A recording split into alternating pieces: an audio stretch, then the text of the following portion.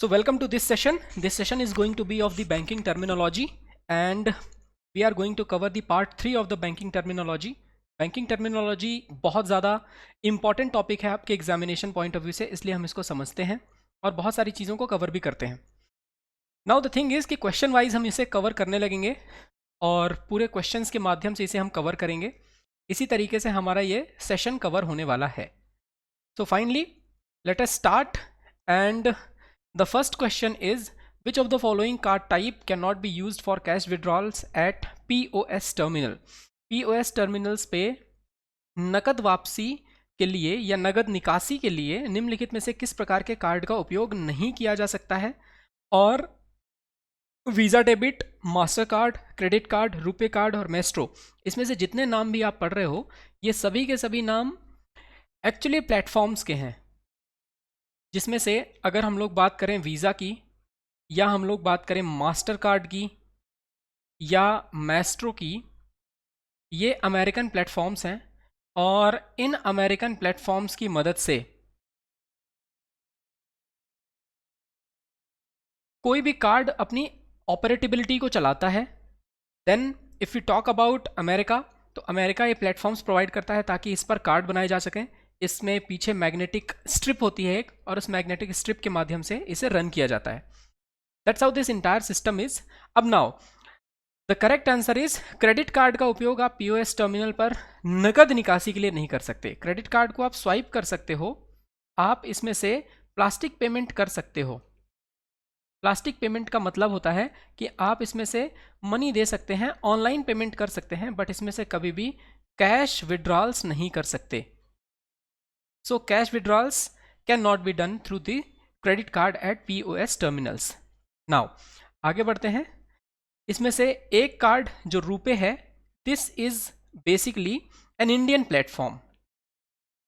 ये Indian platform है रुपे. और इंडियन जब प्रधानमंत्री जनधन योजना लॉन्च की गई थी, तो प्रधानमंत्री जनधन योजना से रुपे ने अपने कार्ड्स लॉन्च करने शुरू किए थे और रुपे पर बेस्ड ही आजकल कार्ड्स लॉन्च होते हैं. जनधन योजना में लगभग 40 करोड़ से ज़्यादा अकाउंट्स हैं और उन जनधन अकाउंट्स के कार्ड्स रुपे कार्ड ही हैं, रुपे प्लेटफॉर्म पर ही बेस्ड हैं. जबकि मास्टर कार्ड, वीज़ा कार्ड और मेस्ट्रो कार्ड ये सभी बाहर अमेरिका की डिफरेंट प्लेटफॉर्म्स हैं.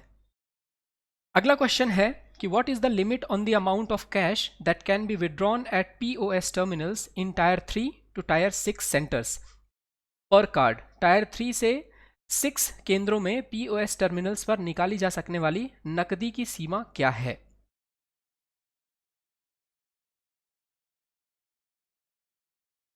और इसका सही आंसर है कि जब जब हम बात करते हैं पॉपुलेशन के हिसाब से, टायर 1 से टायर 2 एंड देन उसके बाद हम लोग बात करते हैं टायर 3 से tyre 6.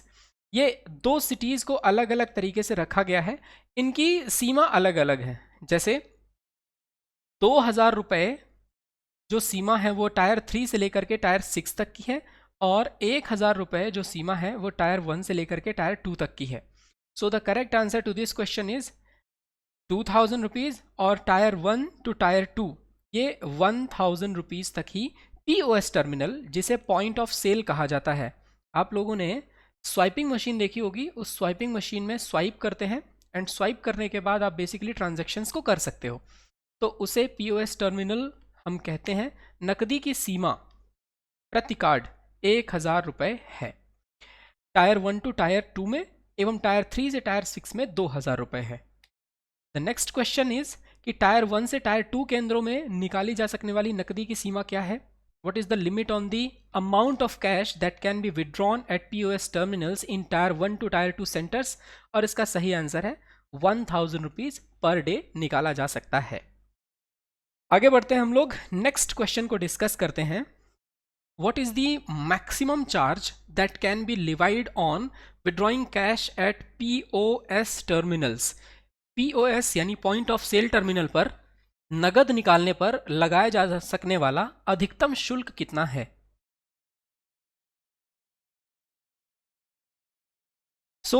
Could it be 0.5% of the transaction amount, or 1% of the transaction amount, or 1.5% of the transaction amount, or 2% of the transaction amount, or 2.5% of the transaction amount? कितना charge है जो POS टर्मिनल पर नगद निकालने पर लगाया जा सकता है? और इसका सही आंसर है कि 2%, यानी कि जो भी टोटल ट्रांजैक्शन अमाउंट है, सपोज एग्जाम्पल के लिए POS टर्मिनल से निकाले गए 2000 रुपये, तो इन 2000 रुपयों का 2% तक चार्ज लगाया जा सकता है। 2000 रुपये का 2% होगा 40 रुपये, that is going to be 40 rupees. ठीक है, तो ये 40 रुपये तक चार्ज लगाया जा सकता है। आगे बढ़ते हैं हम। अच्छा, ये भी याद रखिएगा, 40 रुपये नहीं, 40 रुपये तक, मतलब up to 2.0% of the transaction amount. Now the next question is, banks can take the permission to provide cash withdrawal facility at POS terminals from. Bank POS terminal से नगद निकासी की सुविधा प्रदान करने की अनुमति ले सकते हैं, और इस अनुमति को कौन देगा?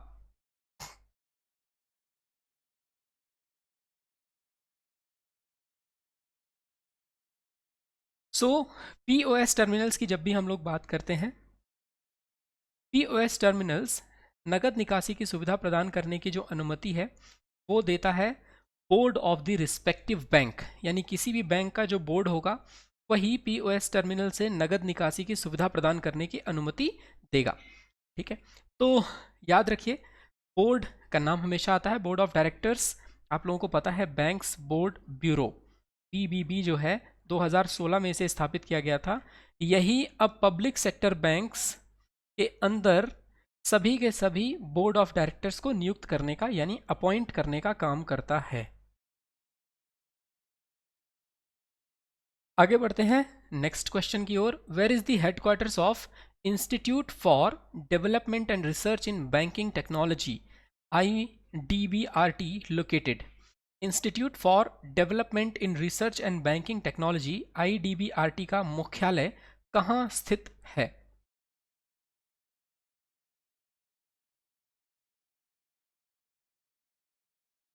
चलिए ऑप्शंस को करेक्ट कर देंगे, and then the correct answer to this question is Hyderabad.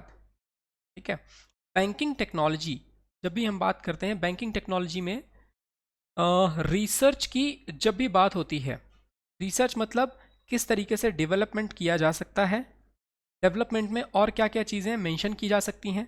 Suppose हम टेक पर्सपेक्टिव से बात करें, हम रिसर्च पर्सपेक्टिव से बात करें, हम न्यू फैसिलिटी पर्सपेक्टिव से बात करें, किसी भी पर्सपेक्टिव से अगर बैंकिंग टेक्नोलॉजी का डेवलपमेंट करना है तो ये एक IDBRT इस इंस्टीट्यूट के माध्यम से होता है। So the correct answer is Hyderabad, as you know, और Hyderabad is the capital of Telangana. Telangana की कैपिटल है। 2014 में ये तेलंगाना की कैपिटल बनी, और तेलंगाना भी 2014 में ही बना, 2014 में। आंध्र प्रदेश से टूट करके बना था ये, और आंध्र प्रदेश की अलग कैपिटल बनाने का तब प्रस्ताव रखा गया था जिसका नाम था Amravati. Now the thing is कि चंद्रबाबू नायडू की सरकार चेंज होने के बाद अब problem, as of we are talking about 30 December 2020, इसमें 3 कैपिटल्स बनाने की बात हो रही है। After the YS Jagan Mohan Reddy came into the power, and he is saying that Visakhapatnam, Kurnool and Amaravati will be the capital of Andhra Pradesh. आगे बढ़ते हैं, नेक्स्ट क्वेश्चन को डिस्कस करते हैं। Which of the following details of recipient is not mandatory in NEFT remittance? ठीक है, NEFT remittance में, NEFT प्रेषण में प्राप्तकर्ता का निम्नलिखित में से कौन सा विवरण अनिवार्य नहीं है? बिल्कुल सही है, अकाउंट नंबर की ज़रूरत तो पड़ती ही है। IFS यानी इंडियन फाइनेंशियल सिस्टम कोड, ये टोटल देखें आप 11 अंकों का होता है। जैसे एग्जांपल के तौर पर मैं आपको बताऊं, PUNB 0526400। अब इसमें आप देख सकते हैं कि आईएफएस कोड यानी इंडियन फाइनेंशियल सिस्टम कोड में शुरू के 4 अक्षर ये बैंक का कोड होते हैं, बीच में एक सेंट्रल कैरेक्टर 0 होता है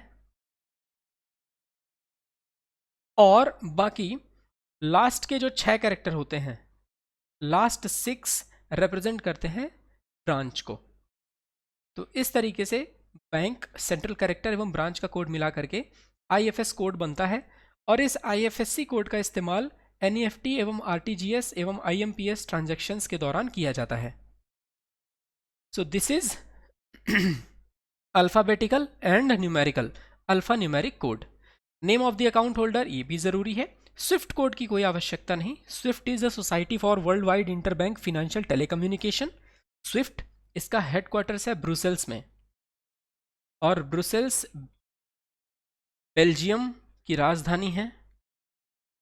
बेल्जियम में ये स्विफ्ट सोसाइटी लोकेटेड है जो कि फिनेंशियल ट्रांजैक्शंस जब भी एक कंट्री से दूसरे कंट्री में किए जाते हैं उन्हें सिक्योर करने का काम करती है। तो स्विफ्ट कोड की कोई रिक्वायरमेंट नहीं होती है, बाकी एनईएफटी में ऊपर की 3 की आवश्यकता होती है, याद रखिएगा। तो the correct answer is Swift code. The next question is, in which year was the Indo-Nepal remittance scheme introduced by the Reserve Bank of India? RBI द्वारा भारत नेपाल प्रेषण योजना किस वर्ष शुरू की गई थी? और इसका सही उत्तर मैं आपको बता दूं, एनईएफटी जो सुविधा है, नेशनल इलेक्ट्रॉनिक फंड ट्रांसफर, ये 24/7 शुरू की गई एक सुविधा है और इस सुविधा के अंतर्गत आप बैच में फंड ट्रांसफ़र कर सकते हो।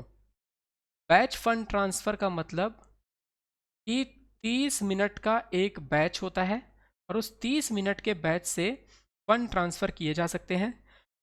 जैसे एग्जाम्पल के तौर पर 7 बजे से लेकर के और 7:30 का बैच है, या 7:31 से लेकर के 8 बजे तक का बैच है, या 8:01 से लेकर के 8:30 तक का बैच है, या 8:31 से लेकर के 9 बजे तक का बैच है। इस तरीके से इन बैचेस में अगर आप इनके मिड में कभी ट्रांजैक्शन करते हो तो 7:30 पे सेटल होता है, इस मिड में कभी ट्रांजैक्शन करते हो तो 8:30 पे, 8:01 से लेकर के 8:30 तक बीच में 8:30 पर ट्रांसफ़र होगा और इस बीच किया गया ट्रांजैक्शन 9 बजे सेटल होगा। इस तरीके से टोटल 48 बैचेस होते हैं which are there in the NEFT fund transfer. Minimum amount जो आपको ट्रांसफ़र करना है वो होगा 1 रुपये और मैक्सिमम कोई लिमिट नहीं है, आप जितना चाहो ट्रांसफ़र कर सकते हो। अब देखिए, इस एनईएफटी सुविधा को लॉन्च किया गया था 2005 में और 2005 के बाद एनईएफटी इंडिया से नेपाल करने का भी ऑप्शन आया और इंडिया से नेपाल करने वाले ऑप्शन को सिंगल वे रखा गया है। वन वे है ये, यानी सिर्फ इंडिया से नेपाल ट्रांसफ़र किया जाएगा और ये single way is basically up to 50,000 rupees और इसे शुरू किया गया था 2008 में, ये भी याद रखिएगा। So the correct answer to this question is going to be 2008। हाँ जी, टोटल होते हैं 48 बैचेस जैसा कि हम लोगों ने डिस्कस किया है। देन 2008 में इस फैसिलिटी को शुरू किया गया था और आरटीजीएस में मिनिमम लिमिट 2 लाख रुपए होती है एवं 50,000 रुपये इंडिया की तरफ से नेपाल को ट्रांसफ़र किए जा सकते हैं। आगे बढ़ते हैं, नेक्स्ट क्वेश्चन को डिस्कस करते हैं हम लोग। Primary urban cooperative banks UCBs with assets of minimum how much are covered under the क्रिल्क रिपोर्टिंग फ्रेमवर्क। प्राथमिक शहरी सहकारी बैंक UCB न्यूनतम संपत्ति के साथ क्रिल्क रिपोर्टिंग ढांचे के तहत कितना कवर किया जाता है?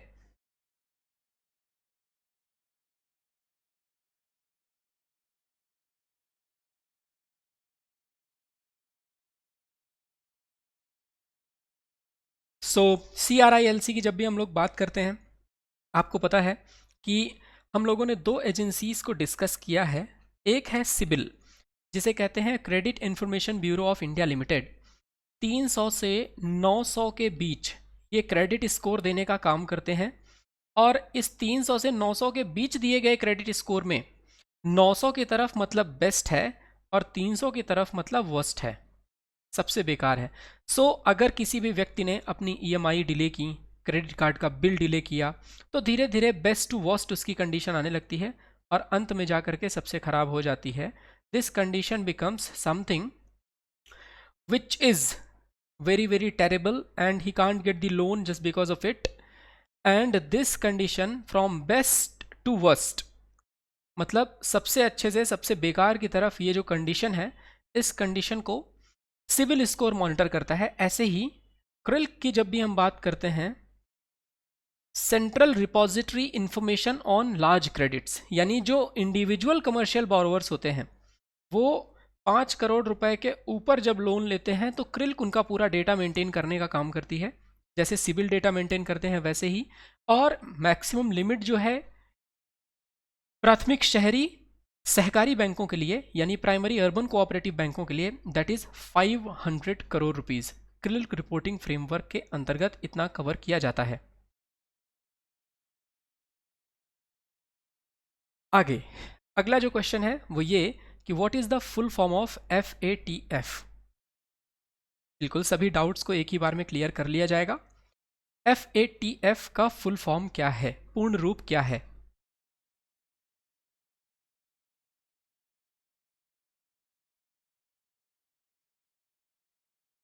So the correct answer to FATF is financial action task force. Financial action task force actually global authority है, ये इट्स अ ग्लोबल अथॉरिटी। और जब भी कहीं पर मनी लॉन्ड्रिंग होती है तो उस मनी लॉन्ड्रिंग को चेक करने के लिए FATF वहाँ पहुँचती है। एंड FATF गवर्नमेंट को भी आदेश दे सकते हैं कि आप अपने यहाँ पर आने वाली इलीगल फंडिंग की जांच करें। अगर इलीगल फंडिंग की जांच गवर्नमेंट नहीं देती है तो फाइनेंशियल एक्शन टास्क फोर्स उन्हें अपने अलग अलग लिस्ट में डाल देती है, जिससे उनके ऊपर कुछ ट्रेड रिस्ट्रिक्शंस लग जाते हैं। और जैसे हम लोग बात करें रिसेंटली एक देश जिसका मैं नाम नहीं लेता, एक पड़ोसी बेकार सा मुल्क है, और उस पड़ोसी बेकार से मुल्क को FATF ने ग्रे लिस्ट की कैटेगरी में रखा हुआ है, यानी उन्हें पता ही नहीं चल रहा कि हमारे यहाँ जो आतंकवाद की फंडिंग होती है वो कहाँ से आती है। So by the way, Financial Action Task Force. The next question is, any NBFC is considered to be systematically important NBFC when its asset size is of minimum how much amount? किसी भी NBFC को व्यवस्थित रूप से महत्वपूर्ण माना जाता है जब उसकी संपत्ति का आकार न्यूनतम कितना होगा।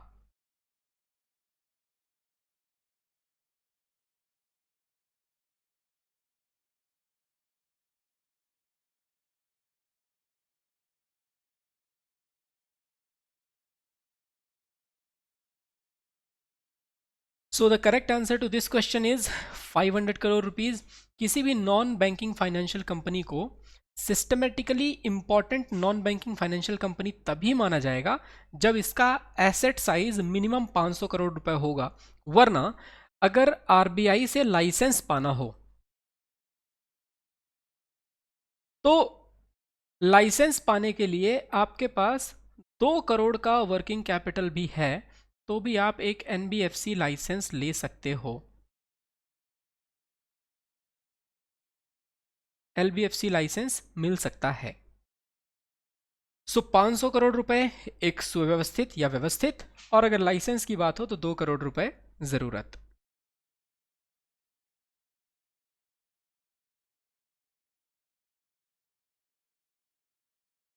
ओह,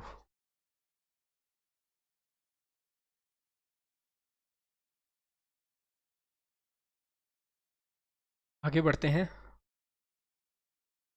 देखिए, any NBFC is consider to be systematically important non banking financial company when its asset size is of 500 crore rupees और more as per last audited balance sheet.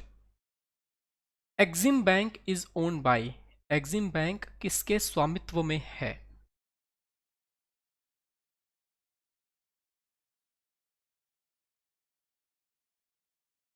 Exim Bank is owned by, Exim Bank किसके स्वामित्व में है? और इसका सही answer है government of India के स्वामित्व में। Export import bank of India कहा जाता है इसे। Export import bank of India, इसकी स्थापना हुई थी 1 जनवरी 1982 को, 1982 को। और export import bank of India को, इसका हेडक्वार्टर्स या इसका हेड ऑफिस रखा गया था मुंबई में। अभी करंट हम लोग चेयरमैन की बात करें तो मिस्टर डेविड रेशकिन्हा इसके करंट चेयरमैन हैं। काम एक्सपोर्ट इंपोर्ट बैंक का है क्रॉस बॉर्डर ट्रेड को प्रमोट करना और क्रॉस बॉर्डर ट्रेड एक्टिविटीज़ को भी बढ़ाना। तो जितना ज़्यादा क्रॉस बॉर्डर ट्रेड प्रमोट होगा उतनी बढ़िया ये एक्टिविटीज़ होती जाएंगी। अब export import bank of India के बारे में तो आपने सारी चीज़ें जान ली। ईसीजीसी इसी का एक डिपार्टमेंट है जिसे कहते हैं export credit guarantee corporation of India limited. Export credit guarantee corporation of India limited. और ये export credit guarantee corporation basically एक ऐसा कॉरपोरेशन है जो फंड्स देता है और इनके दिए हुए फंड्स के माध्यम से क्रॉस बॉर्डर ट्रेड को प्रमोट किया जा सकता है। इसकी करंट हेड हैं Gita Muralidhar. As of we are talking about 30 December 2020। आगे बढ़ते हैं next question. But before we discuss about the next question, Exim bank की एक ही ब्रांच होती है। एक्सिम बैंक की एज सच ब्रांचेस नहीं होती। What is used by the banks to meet their temporary requirement of cash mainly overnight? मुख्य रूप से रातों रात नकदी की अस्थायी आवश्यकता को पूरा करने के लिए बैंकों द्वारा क्या उपयोग किया जाता है?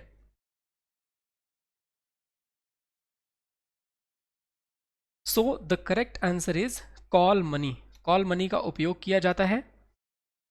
और कॉल मनी में मैंने आपको बताया हुआ है कि जैसे कोई भी बैंक अगर कुछ इसे ओवरनाइट फंड्स की रिक्वायरमेंट आ गई तो कॉल मनी मार्केट में इसने कॉल मनी इशू किया। मान लीजिए वो कॉल मनी है 50 लाख रुपए का, तो इस पर एक इंटरेस्ट भी आएगा।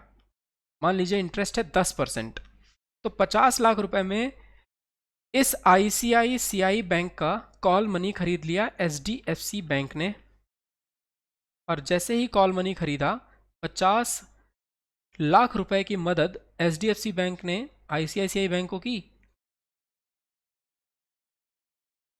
और ये 10% ईयरली कैलकुलेशन के हिसाब से जो ब्याज बनेगा उसमें एक डे का इंटरेस्ट कैलकुलेट करके HDFC बैंक को ICICI बैंक दे देगा। That's how this entire system is. तो कॉल मनी। अब बाकी commercial paper, certificate of deposit, treasury bill एवं टर्म मनी। टर्म मनी ऐसा ही कॉल मनी जैसा होता है जिसकी वैलिडिटी होती है 15 दिनों से लेकर के 364 दिनों तक, 364 डेज तक। बाकी ट्रेजरी बिल 3 होते हैं, 91 day, 182 day and 364 day treasury bill. ऐसे ही सर्टिफिकेट ऑफ डिपॉजिट भी मिनिमम 7 दिनों के लिए और मैक्सिमम 364 दिनों के लिए इशू किए जाते हैं।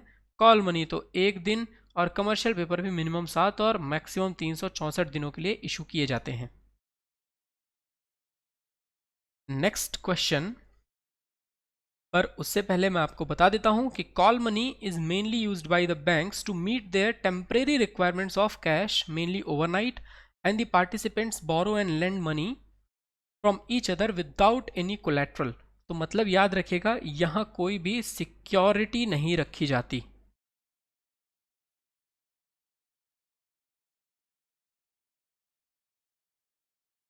सिक्योरिटी नहीं रखी जाती। नेक्स्ट, इसमें एक डाउट है कि कमर्शियल पेपर की एग्जैक्ट डेफिनेशन क्या होती है। मैं आपको बता देता हूं। कमर्शियल पेपर अच्छे ऑर्गेनाइजेशंस द्वारा इशू किए हुए नेगोशिएबल डेट इंस्ट्रूमेंट्स हैं।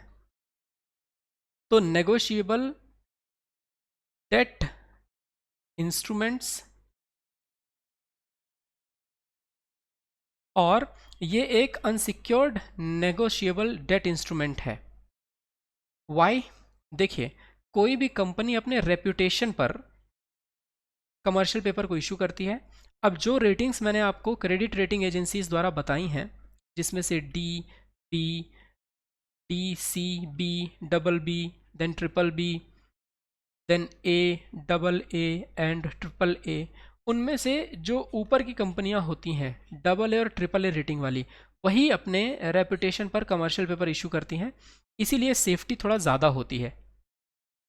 अनसिक्योर्ड तो हैं लेकिन ऑलमोस्ट सिक्योर्ड जैसे हैं, क्योंकि अच्छी कंपनियों द्वारा कमर्शियल पेपर इशू किए जाते हैं। फंडा बाकी सिमिलर ही है कि अगर ए बी सी कंपनी कोई कंपनी है जिसे पैसे चाहिए और उसने कोई कमर्शियल पेपर इशू किया है, कमर्शियल पेपर के साथ शर्त यह है कि 7 से 364 दिनों के लिए इसे इशू किया जाता है, एवं मिनिमम इसे 5 लाख रुपए के लिए इशू किया जाता है और बाद में इसी के मल्टीपल्स में इशू करते हैं। सो ए बी सी कंपनी ने कमर्शियल पेपर इशू किया, मान लीजिए कमर्शियल पेपर है 25 लाख रुपए का, और इस 25 लाख रुपए पर एक कोई ना कोई यहाँ पर इंटरेस्ट जरूर होगा, देन लेने वाला इसे खरीद लेगा and he will be getting paid the अब difference amount which is he going to earn. तो CPH का मतलब है कमर्शियल पेपर होल्डर, जो कि किसी रेप्यूटेड कंपनी के डेट इंस्ट्रूमेंट्स को खरीदता है।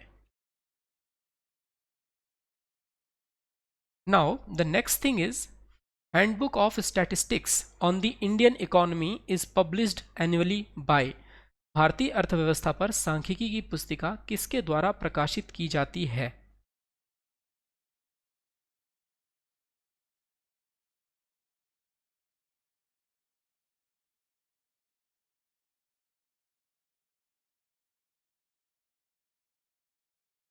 And the correct answer to this question is Reserve Bank of India. भारतीय अर्थव्यवस्था पर सांख्यिकी की पुस्तिका यानी statistics on the Indian economy is published annually by the Reserve Bank of India. भारतीय रिजर्व बैंक द्वारा प्रकाशित की जाती है।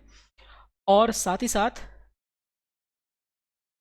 अगला क्वेश्चन ये है कि what is the value of a countries currency in terms of a foreign currency. किसी विदेशी मुद्रा के संदर्भ में किसी भी देश की मुद्रा का मूल्य क्या है?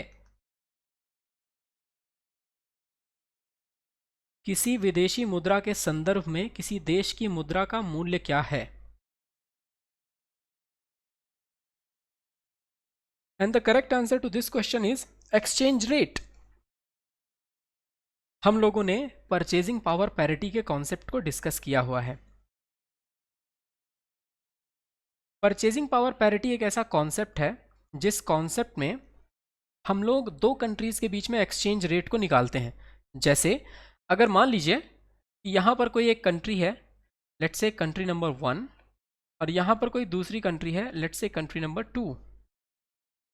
अब ये दो कंट्रीज हैं जिन कंट्रीज के बीच में मनी का एक्सचेंज रेट निकालना है।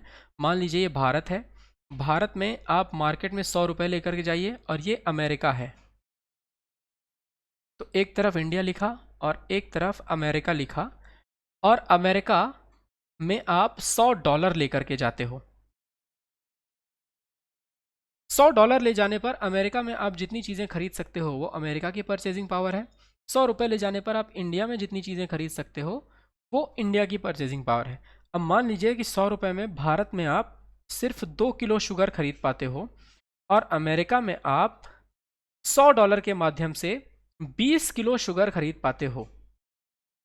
तो इस एग्जाम्पल से आप समझ सकते हैं कि अमेरिका की परचेजिंग पावर ज़्यादा अच्छी है बजाय इंडिया के, क्योंकि अमेरिका में कम पैसे देकर के ज़्यादा चीज़ें ली जा सकती हैं। भारत में ऐसा नहीं है, भारत में आपको कम चीज़ों के लिए ज़्यादा खर्च करना पड़ेगा। द थिंग इज़ कि ये 2 किलो से 20 किलो के बीच आपको ये समझ में आ गया, $1 बेसिकली 20 रुपये के बराबर है, सॉरी 10 रुपये के बराबर है, मेरी मैथमेटिक्स इतनी अच्छी नहीं है, 10 रुपीज़ के बराबर है ये, particularly dollar, and this is how this entire system is। इसके माध्यम से आप एक्सचेंज रेट डिसाइड कर सकते हो दो कंट्रीज के बीच में। तो exchange rate is the correct answer. This concept is called purchasing power parity. The next is exchange rate is the value of countries currencies in terms of a foreign currency. In a free market economy, the exchange rate is determined by the demand for and the supply of foreign exchange.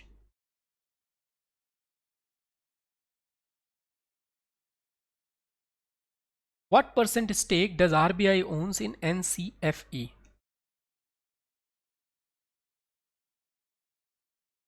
NCFE में RBI की कितनी प्रतिशत हिस्सेदारी है?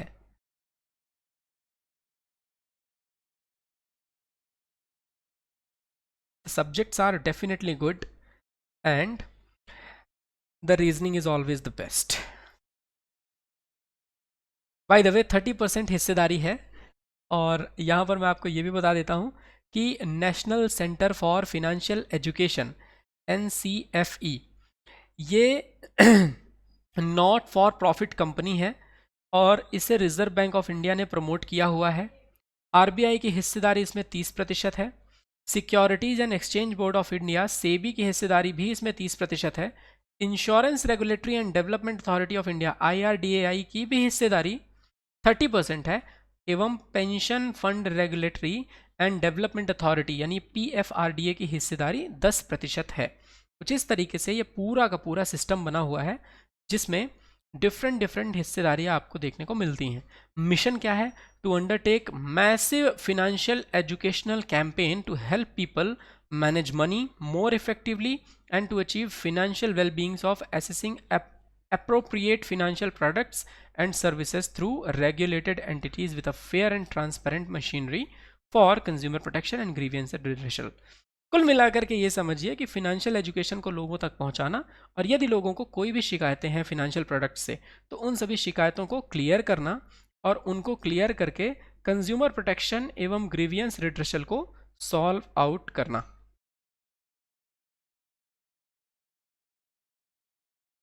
The next question is cash management bills. Cash management bills CMBs are issued for flexible tenures less than of how much time? नगद प्रबंधन bill कितने समय से कम के लचीले कार्यकाल के लिए जारी किए जाते हैं?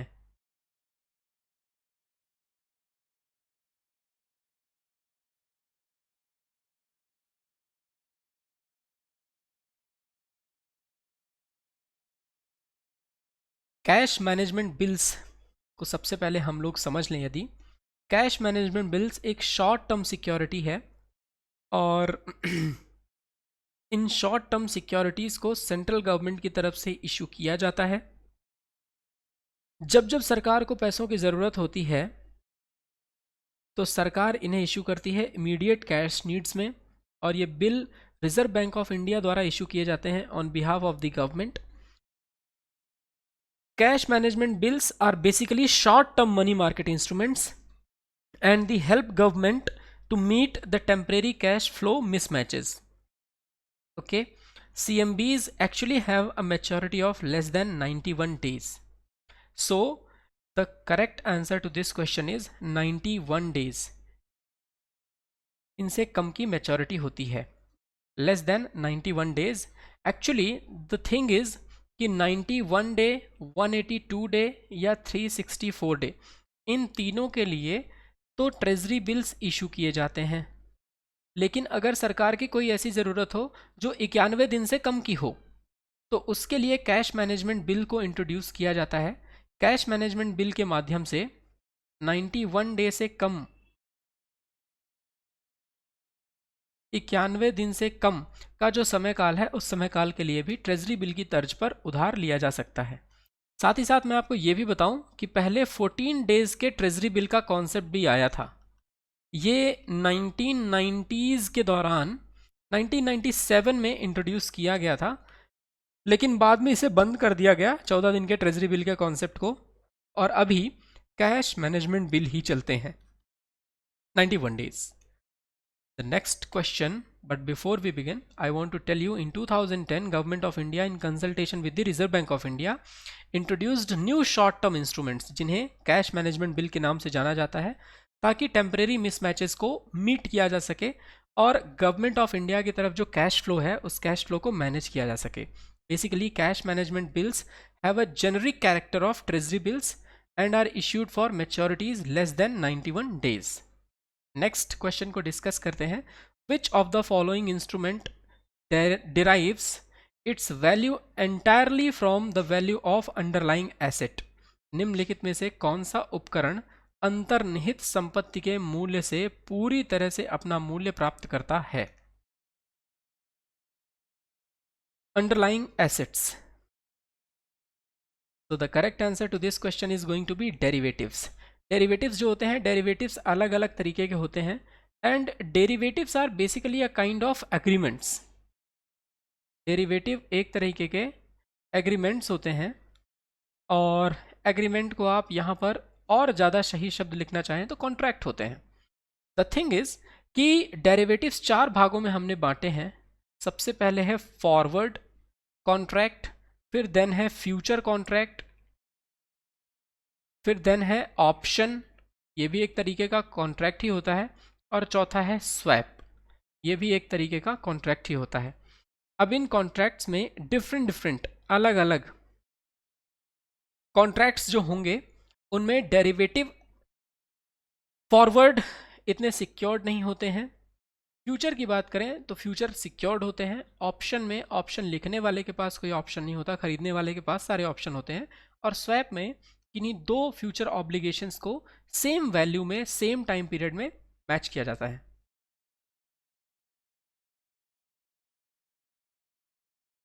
The next question is, the term derivative indicates that it has no independent value and it derives its value entirely from the value of the underlying asset. मैं आप लोगों को ज़रूर एक पॉइंट कहना चाहूँगा कि जब आप कभी भी पढ़ाई करें तो आप हमेशा सेकेंडरी मेमोरी पर फोकस करें. सेकेंडरी मेमोरी जो होती है, this is the best form because you have to understand the point. Secondary memory के अंदर जो चीज़ें पहुँच जाती हैं वो कभी आपके दिमाग से डिलीट नहीं होती. अगर हम लोग बात करें कि यहाँ पर कोई एक पर्सन है जिस पर्सन ने साइकोलॉजिकली इन चीज़ों को समझा, तो वो हमेशा 1730 का फॉर्मूला याद रखता है. 1730 के फॉर्मूले में फर्स्ट डे पर जो पढ़ा उसको 7 डे रिपीट करिए, 7 डे पे जो पढ़ा उसे 30th डे रिपीट करिए. अगर वो 30th डे पर भी आपको अच्छे से याद आ जाता है, you do not need to learn it because that has gone to your secondary memory. But अगर पहले दिन वाला 7वें दिन ही याद नहीं आता तो 7वें को फिर से पहला मान लीजिए और उसके बाद 1730 का फॉर्मूला अप्लाई कीजिए. लेकिन हमेशा जब भी आप नोट्स बनाएं, उन नोट्स में शॉर्ट पॉइंट ज़रूर लिखें.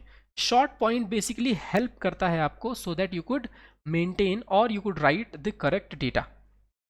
आपको इस शॉर्ट पॉइंट के अराउंड पूरी की पूरी स्टोरी याद आ जाती है. That's how this system is. The next thing that we are going to discuss is, Who is the head of Financial Intelligence Unit India? वित्तीय खुफिया इकाई भारत FIUIND का प्रमुख कौन होता है?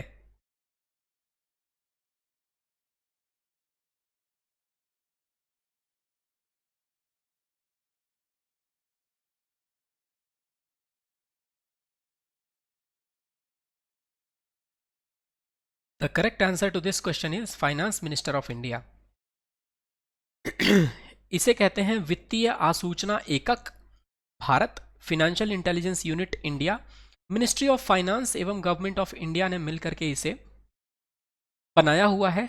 It's an independent body that reports directly to the economist intelligence council headed by the finance minister. And financial intelligence unit was set up by the government of India on 18th November 2004 as the Central National Agency which is responsible for receiving, processing, analyzing and disseminating information relating to the suspectable financial transactions. यानी अगर मान लें 18 नवंबर 2004 के हिसाब से बने इस FIU organisation के हिसाब से आपने कोई भी ऐसा फिनेंशियल ट्रांजैक्शन किया जिस पर सस्पेक्शन है या वो गलत है, तो FIU का काम है कि वो उस डेटा को रिसीव करे, उसे प्रोसेस करे, एनालाइज करे और साथ ही साथ डिसिमिनेट करे, ताकि पता चल सके कहीं ये ट्रांजैक्शन इलीगल तो नहीं। स्पेशली अगर किसी भी तरीके की मनी लॉन्ड्रिंग होती है, मनी लॉन्ड्रिंग में हम इस फिनेंशियल इंटेलिजेंस यूनिट के टास्क को देखते हैं। The next is, what is a phenomenon of financial institutions terminating business relationships with clients to avoid or manage risk? जोखिम से बचने या प्रबंधन करने के लिए ग्राहकों के साथ व्यापार संबंधों को समाप्त करने वाली वित्तीय संस्थानों की एक घटना को क्या कहा जाता है?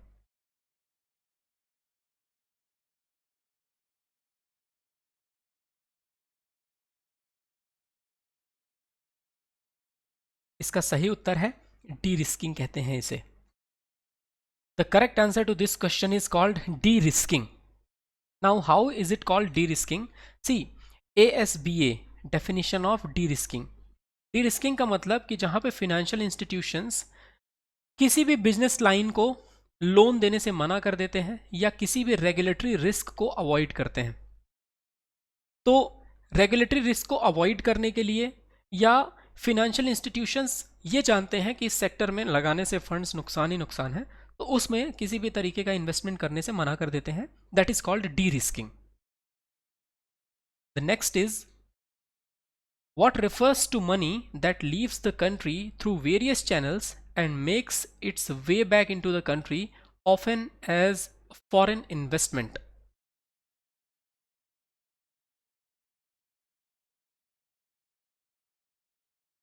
विभिन्न चैनलों के माध्यम से देश को छोड़ने वाले धन को क्या कहा जाता है जो विदेशी निवेश के रूप में अक्सर देश में वापस आ जाता है?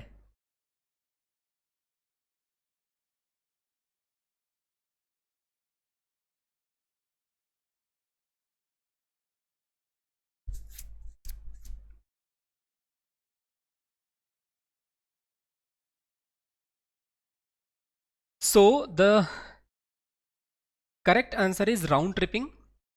Whenever we talk about money laundering is always illegal. आप लोगों के दिमाग में यदि आ रहा है कि मनी लॉन्ड्रिंग कहते हैं उसे, तो ये इलीगल होती है, बिल्कुल गलत होती है। विदेशी निवेश के रूप में अगर कोई आए ना, तो उसे राउंड ट्रिपिंग कहते हैं। राउंड ट्रिपिंग में एक फंड आपके कंट्री से बाहर की तरफ जाता है किसी न किसी माध्यम से, और दोबारा जब वही आपके कंट्री में आ जाए एक फॉरेन डायरेक्ट इन्वेस्टमेंट के तौर पर।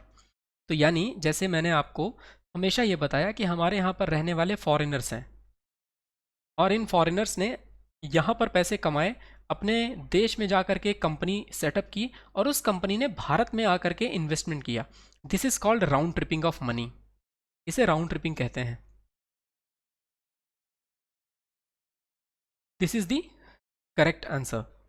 Now, round tripping is a process where funds are returned after being transferred to an entity, shell company, or financial instruments, location, or a person that have lower regulatory standards or obligations. तो जिनके पास भी ज़्यादा regulatory standards या obligations नहीं हैं, तो they give the impression that the funds have arrived from a clean source, and then ये एक राउंड ट्रिप कंप्लीट करके फंड आ जाता है आपके पास, इसलिए इसे राउंड ट्रिपिंग कहते हैं। ओके, चलिए अब आगे बढ़ें। तो आगे बढ़ करके हम डिस्कस करते हैं नेक्स्ट क्वेश्चन को।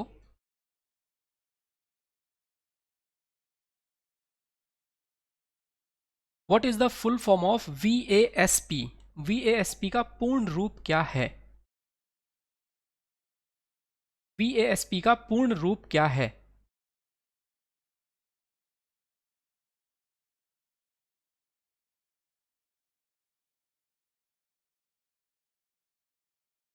What is the full form of VASP?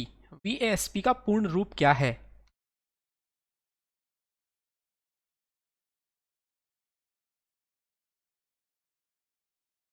VASP का पूर्ण रूप क्या है?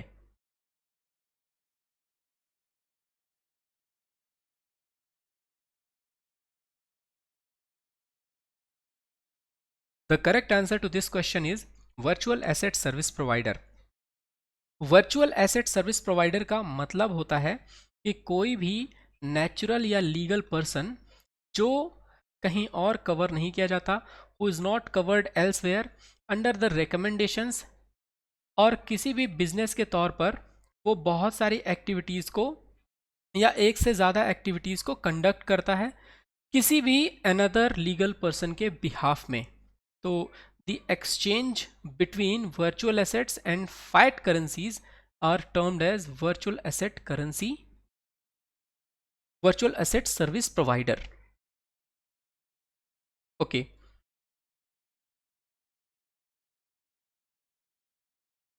Now the next thing is, the next question that we are going to cover is which mechanism automates the end-to-end processing of transactions of the financial instruments। कौन सा तंत्र वित्तीय साधकों के लेन देन के अंत से अंत प्रसंस्करण को स्वचालित करता है?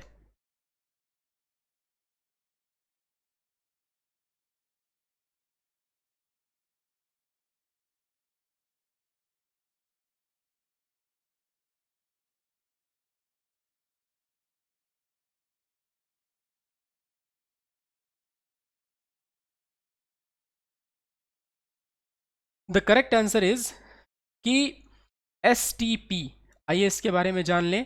स्ट्रेट थ्रू प्रोसेसिंग, STP ये एक ऐसा मैकेनिज्म है जिस मैकेनिज्म के माध्यम से end to end processing of transactions को किया जाता है, फिनेंशियल इंस्ट्रूमेंट्स को किया जाता है। सिंगल सिस्टम को या जो प्रोसेस है उन सभी का उपयोग करके सारे एलिमेंट्स को कंट्रोल कर लिया जाता है और फिनेंशियल ट्रांजैक्शन के वर्क फ्लो को including what is commonly known as the front, middle और बैक ऑफिस सभी को मैनेज किया जाता है। STP can be defined as electronically capturing and processing transaction in one pass from the point of first deal to final settlement।